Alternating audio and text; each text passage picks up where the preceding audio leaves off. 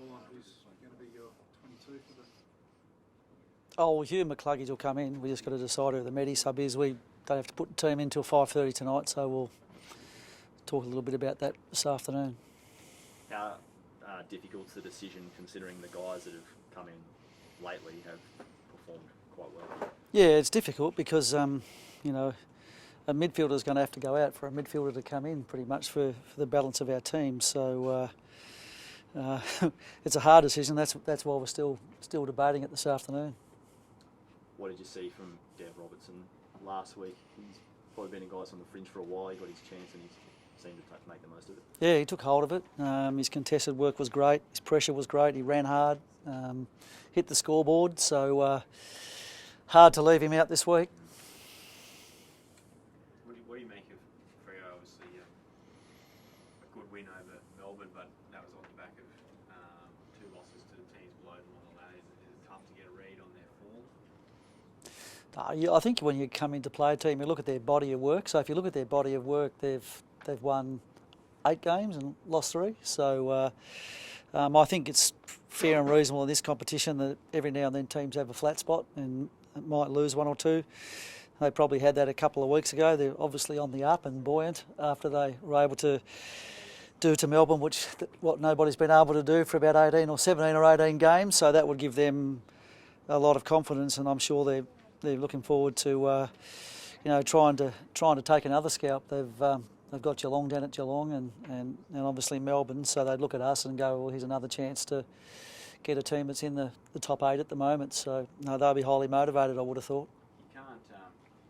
You can't also rest on a really fast start and then sort of coasting either. Like if you look at the way they played against Melbourne, they were Melbourne came out really fast and they came back and ran them down and obviously won. Yeah, no. I mean, for us, we'll just be really concerning ourselves that we start well. We didn't have a good start last week, so you don't want to do that when you go on the road. So for us, it's turn up and play well from the start. We're very much looking forward to the opportunity. They'll no doubt be trying to do the same thing.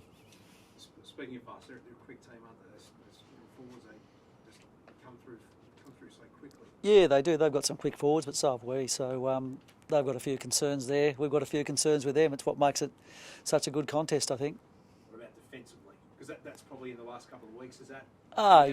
Yeah, defensively probably for the Hawthorn game and for the first quarter of last week. But if you look at us from quarter time onwards last week, we're really good defensively. I think we only conceded 5 shots in the second and third quarter. Made a couple of skill errors late in the last that allowed them to get a couple more shots. But it was only 12 from about the 20-minute mark of the first quarter. So I felt like we got our defensive game going, even though the commentary was probably around that first 20 minutes. If you look at the next 100 minutes, it was pretty good. So we continued to work on it this week. Everyone will paint this game as a shootout between the highest scoring team and the best defensive team. I would suggest that for us to win the game, we're going to do well at the contest, and we've got to be extra good on our team defence, and that's been a focus this week. Defence starts up front too, doesn't it? It starts at the contest, and not allowing them to be able to win the ball and get it out easily. Obviously, if you get it in your own forward half, the ability to lock it in is really important, and your backs are important as well. So defence is all about teams these days. It's not about any one part of the ground. Can we take from that it's maybe just a blip? What we've seen over the last 2 weeks defensively, like you're not. As I said, it was for a game and 20 minutes, and we turned it around. So hopefully we can continue to do that. It's really hard to go through a season and be perfect every week. So every now and then parts of your game fall away. It's good because you get reminders and you go back to work on it. And hopefully we've done enough of that this week that we can get a good result. We've been, 69 points a game prior to that, second or third best defence for 9 weeks. It's not a bad body of work either. So that's how we've looked at it. The last time you had a big challenge, sort of externally anyway, you played Sydney down in Sydney. I think they were in the top 4 at the time, I think, from memory. Have you noticed this week with the players that they can sense that this is another big opportunity, a team on the road in the top 4? Yeah, I mean, if you want to be the best, you've got to beat the best. We've always said that. And our players know that that's an opportunity this week. A fellow current top 4 team. The game is going to mean a fair bit. Our boys are highly motivated. Chris is saying that, that's it. Yeah, about what's the name? The Dockers, the Saints, and then Melbourne. It's like a big month, isn't it? Oh yeah, when you say that, I probably haven't looked that far ahead. I'm just looking forward to the Dockers. I'm aware that we play the Saints next week, and I haven't looked past the bye. So we're trying to live in the moment, not live in the month. So the moment now is the Dockers. It's a fair and reasonable question for you to ask, but for us, it's like we just try and get a W each week and try and build them up as the year goes on, so we don't look too far ahead. I guess it's rare. That's probably why we're fascinated about you're in the top 4 and you're playing every single other top 4 team in the next 3 weeks or the next month. Yeah. Yeah, like that's a rarity. That doesn't happen to us. No, it's just one of those quirky things that happen, I suppose. Like you look at the draw, and we thought at this point in time we were playing 5 of last year's final 8. So, and not many of those teams that were in last year's final 8 are currently in the 8. So it's sort of changed the look of the draw, I guess. So yeah, it is quirky, but it's the way it all works out, I guess, as the year goes on. It's almost like finals in June. Not really. I don't see it that way. No, it's not finals in June. As I say, you just live in the moment, take every game as it comes along, and every opposition as it comes along, and you don't worry about finals until you get to finals. Every win matters. You want to try and qualify as high as you can, so that's what we'll keep trying to do. Nat Fyfe, you happy he's come back to reserve? I would have been happy for him to play, mate. We always like to play the best version of the opposition team, so if he had have played, that would have been good for us. Another element to the game.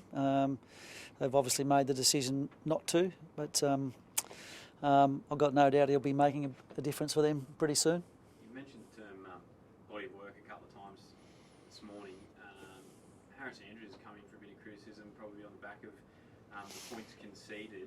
But if you look at his body of work, it's a little bit puzzling that people would come out that quickly and criticise a bloke who's that good. I wish people that would criticise him would actually look at the statistical data that's available in multitudes and check his form out, because if you have a look at it, if you look at his 2019 All-Australian year, his numbers aren't too far different than that. In fact, in some areas he's even better. So I'm not going to sit here and bore you with all the numbers, but I suggest if you want to go and have a look, go and have a look. He's been a very, very consistent performer for us over 4 years. His numbers haven't varied much over that period of time. He's been an All-Australian twice, and I sort of agree with Marcus Adams. He's a bit of a victim of his own high standards, and if he gets beaten every now and then, it's like the world's caving in. Well, guess what? All defenders get beaten at some point in time, and I think teams in the AFL now are playing much faster, and they're really testing defences out more than they have in a long time. So that makes the job of the defender a fair bit tougher, especially if the ball gets through easily. What type of bloke is he, Banks? Will he take that on and go, I need to, or does he go in his shell? What's he? Oh, no, Harris doesn't go in his shell. You can't play in the cage like he does every week and be that sort of person that goes in your shell. No, you just rise to the challenge. Some fire I would say so. He's a proud man, but he's also a team player. He knows it's not all about him, and he plays as part of a backline unit. Probably 2 or 3 years ago, we relied on Harris to do a lot of things. Now we've got Marcus Adams and Darcy Gardner and Stas and Noah Answorth are all capable of taking intercept marks. So. And teams put time into Harris. They try and take him away from the ball and all those sorts of things. So, our team, I feel, has adapted, and we're not as reliant on Harris anymore. You just listed off a pretty impressive run through of your key offenders. You've got an impressive list of forwards or players who play up forward as well, and potentially bringing Joe back next week.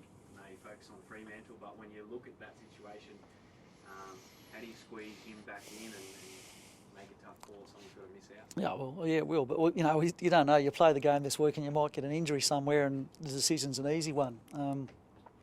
If we don't, it'll be a hard one. But one thing's for certain: Joe's coming back in the team. So we just got to work out what that looks like when it occurs.